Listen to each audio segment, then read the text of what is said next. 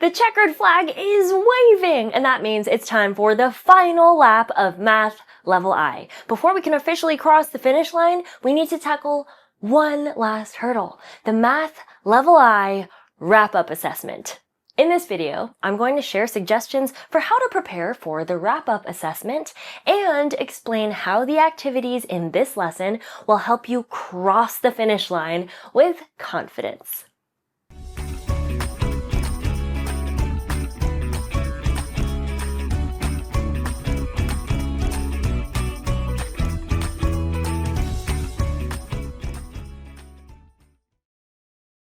So, what's the first step in reaching a goal, finishing a project, or solving a problem? We need to make a plan. Without a plan, we won't know for sure if we've accomplished our goal, which in this case is making sure we're ready to complete the end of course assessment. The activities in this lesson are meant to serve as a general guideline for your study plan. We recommend spending at least 3 days completing these activities, but everyone's plan might look different. Each activity is designed to help you identify 2 key pieces of information. What do you know, and what do you need to work on? Directly following this lesson video, you'll complete Practice Assessment A. This is exactly what it sounds like. There are 11 questions, one from every unit, each designed to measure your mastery of the key concepts from that unit. Next to each question, you'll be able to rate your understanding of the problem on a scale from 1 to 5. If there are questions on the practice assessment that you cannot answer or don't know how to begin, don't worry. Simply rank those questions as A1 and skip them to move on to other problems. When you've completed all of the problems you can, you'll check your answers and complete a reflection that asks you to sort the 11 units into 2 categories: what I know and what I need to work on. This table will help you decide how to complete the next activity. Speaking of, the tic-tac-toe review is organized by unit, and within each unit there are practice problems to help you review. At the end of each unit, there is a place for you to record any information that will help you master skills from that unit, including any tips, hints, or reminders that you may find helpful as you're completing exercises from that unit.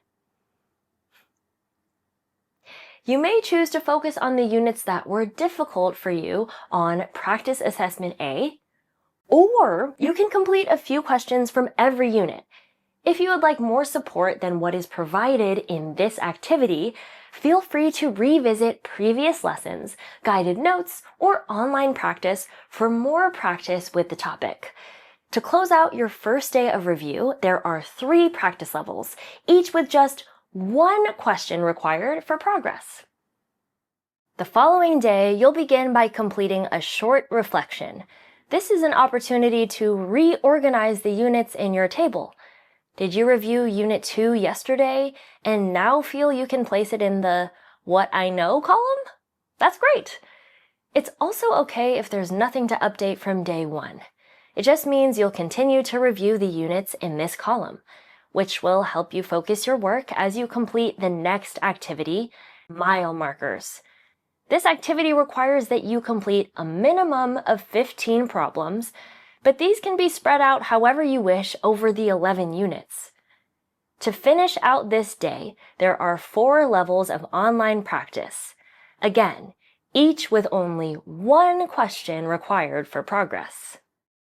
On the final day of review, before you complete the wrap-up assessment, you'll take Practice Assessment B. This will have 11 new questions, but they will be similar in style to Practice Assessment A. Complete this assessment as you would a real assessment, in a quiet environment with no distractions and without using your notes. This is the best way to help your brain and body prepare for the real thing. When you're finished, check your work with the provided answers and use the review roundup activity to review concepts you're still struggling with or any questions you might have missed on the assessment. Maybe you noticed this plan is a bit of a cycle.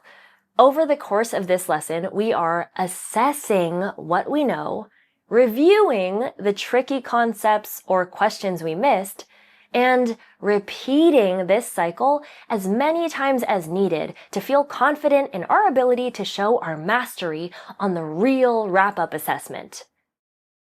Speaking of the wrap-up assessment, you've spent all this time preparing. Now it's time to show what you know. Let's set ourselves up for success with a few key steps. First, make sure you get a good night's rest the night before your assessment. Your brain's ability to lock in all the practicing you've been doing depends heavily on getting good rest.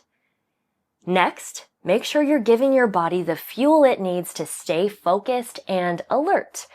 If you work best in the morning, make sure to have a good breakfast before you sit down for the assessment. If you're a person who does their best work in the evening, make sure you're fueling your body throughout the day to get the energy you need to take on this task. Finally, when you sit down to take the assessment, prepare your workspace. Eliminate any distractions like a cell phone or television. Gather your materials, maybe a few pencils with good erasers and lined paper for writing out your work. As you take the test, take breaks, stand up and stretch as needed. You might also find it helpful to skip any questions you're unsure about and come back to them after you finish the problems you feel confident about.